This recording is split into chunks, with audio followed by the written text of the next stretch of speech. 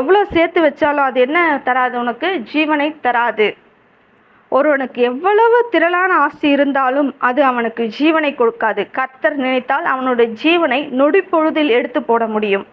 அடுத்து வாசிப்போம். மத்தேயு 6ஆம் அதிகாரம் 20ஆம் வசனம்.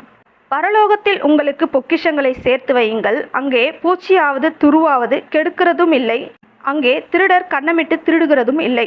பரலோகத்தில் நாம் எப்படி பொக்கிஷங்களை சேர்த்து வைக்க முடியும்?